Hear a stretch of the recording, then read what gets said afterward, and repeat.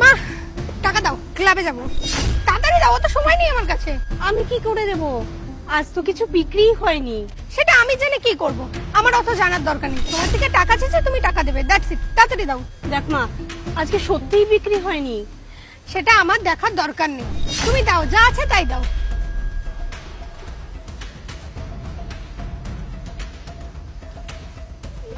এইটুকুই বিক্রি হয়েছিল রে, এটা কেউ নিয়ে নেবে?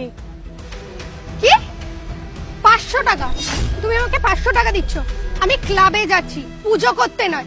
ক্লাবে তো এন্ট্রি লাগে 800 টাকা। 500 টাকা দিয়ে জল গরমও হবে না। আমাকে কমসে কম 5000 টাকা দাও। আমি 500 টাকায় ভুলবো না। আমার কাছে আর কোনো টাকা নেই রে। এই কদিন এই কটা বিক্রি করে এই 500 টাকাই হয়েছিল। দেখো, এই নেকা কান্নাগুলো না আর কেঁদো না। ছোট থেকে তোমার এই নেকা কান্নাগুলো আমি শুনে আছি। আমি আর নিতে পারছি না। আমার 5000 টাকা লাগবে, মানে 5000 টাকা এখনই লাগবে। লাউ কত করে কাকিমা? লাউ নেবে বাবা? হ্যাঁ। এটা 30 টাকা। আচ্ছা ঠিক আছে, আমি দেখে নিচ্ছি। হ্যাঁ।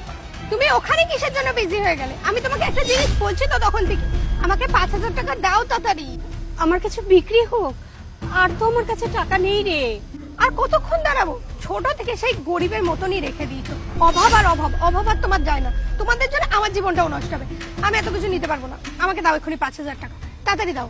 আচ্ছা কাকিমা, হ্যাঁ বাবা বলো। এটা কি আপনার মেয়ে হয়? হ্যাঁ আমার মেয়ে। ও, আমি কি ওনার সাথে কিছু কথা বলতে পারি? হ্যাঁ হ্যাঁ, কেন পারবে না, বলো। হ্যালো, আমার নাম শুভ। ভালো আছেন? গরিব, এনারা তো সারা জীবন গরিব করেই রাখবে না, আর কেমন থাকবে?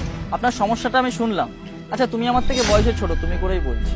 তোমার সমস্যাটা আমি শুনলাম, বুঝতে পারছি। তুমি একটা ইয়াং মেয়ে, ক্লাব ক্লাব যাবে, একটু মজমস্তি করে বন্ধুদের সাথে, সেটাই স্বাভাবিক। সেই জন্য তোমার টাকা লাগবে, বুঝতে পেরেছি। আচ্ছা, তোমার জন্য আমার কাছে একটা অফার আছে। তুমি যদি বলো আমি তাহলে বলতে পারি। কি অফার? আচ্ছা বলি, শোনো। তোমার কত টাকা চাই জানো? 5000 টাকা। আমি তোমাকে 5000 না, আমি তোমাকে পুরো 10,000 টাকা দেবো। তুমি যদি একটা কাজ করতে পারো, বেশিক্ষণ সময় লাগবে না, আর কোনো আজে বাজে কাজ না, একদম প্রপার কাজ। কি কাজ বলুন? তাহলে কাজটা বলি, শোনো।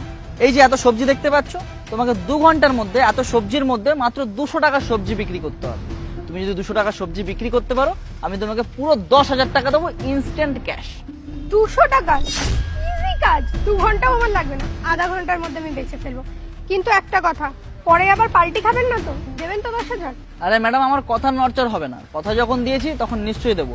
আপনি যদি চান আমি অ্যাডভান্স দিতে পারি। লাগবে কি? না না, অ্যাডভান্স লাগবে না।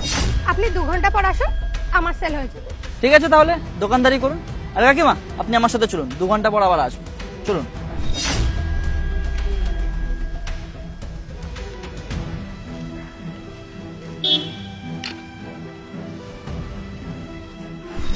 কি গরম লাগছে, একটাও কাস্টমার নেই।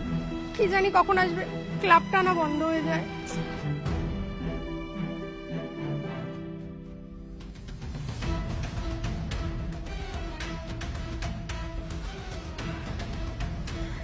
এক ঘন্টা হয়ে গেল, একটাও কাস্টমার এলো না।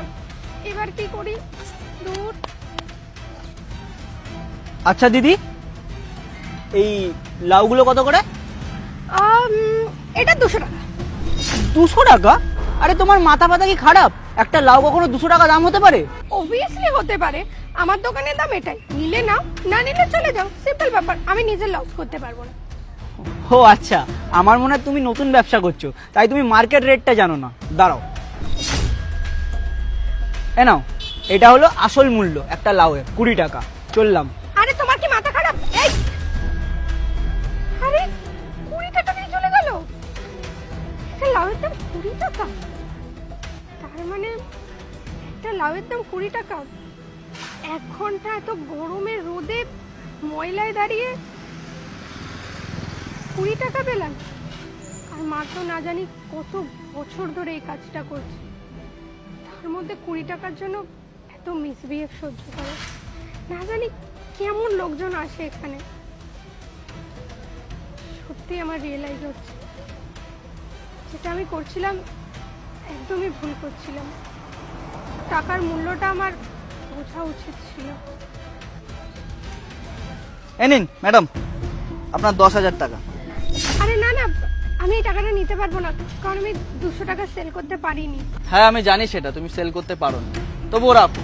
না না, আপনি তো আমাকে বলেছিলেন 200 টাকা সেল করতে পারলে টাকাটা নিতে, কিন্তু আমি তো সেল করতে পারিনি। তাহলে আমি কি করে আপনার থেকে টাকাটা নেব? আরে তুমি সেলের থেকে অনেক বেশি কিছু পেয়েছো, রাখো।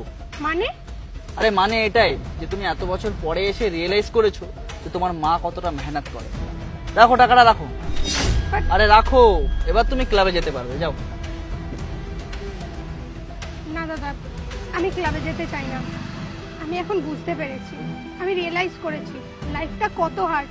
কারণ আমি 1 ঘন্টা এই রোদে দাঁড়িয়ে মাত্র 20 টাকা কামাতে পেরেছি। আমি বুঝতে পারছি আমার মা কত কষ্ট করে আমাকে বড় করেছে। এই টাকার মূল্য এখন আমার কাছে ক্লিয়ার। এ নাও, এটা তুমি রাখো, এটা তোমার প্রাপ্য। আরে নাও, এটা দিয়ে একটা দোকান ভাড়া করব, ওখানে তুমি আর আমি দুজনে মিলে বসবো। এবার দিয়ে আমিও তোমার সাহায্য করব দোকানে। আর দাদা, আপনাকে অসংখ্য ধন্যবাদ, আপনি আমার চোখটা খুলে দিলেন, রিয়ালিটিটা আমার চোখের সামনে দেখিয়ে দিলেন। যাক, খুব ভালো লাগলো যে তুমি রিয়েলাইজ করলে। এরকম অসংখ্য মেয়ে আছে যারা সারা জীবন এই কাজটাই করে চলেছে, টাকার মূল্য বুঝছে না, বাবা মার কষ্টের টাকা উড়িয়ে চলেছে। এটা না বুঝে তার বাবা মা কত কষ্ট করে সেই টাকাগুলো উপার্জন করে। যাই হোক, তুমি রিয়েলাইজ করেছো, খুব ভালো লাগলো। এরকম প্রচুর ছেলে মেয়ে আছে যারা সারা জীবন রিয়েলাইজই করে না, সারা জীবন বাবা মার টাকা উড়িয়ে আর ভাবে সেটা তাদের অধিকার, যে জন্ম দিয়েছে কেন যদি না আমাদের কিছু দিতে পারে। এটা ভাবে না যে কত কষ্ট করে তারা মানুষ করে। যাই হোক, ভাল লাগলো। যদি তোমার মতো সব ছেলেমেয়েরা রিয়েলাইজ করতো তাহলে আজকে এই দুনিয়াটা এরকম হতো না, সব বাবা মা সুখে থাকতো। যাক, ভালো দেখো, মায়ের কষ্টটা বুঝো আর তাকে সাহায্য করো। চললাম কাকিমা, ভালো থাকবেন।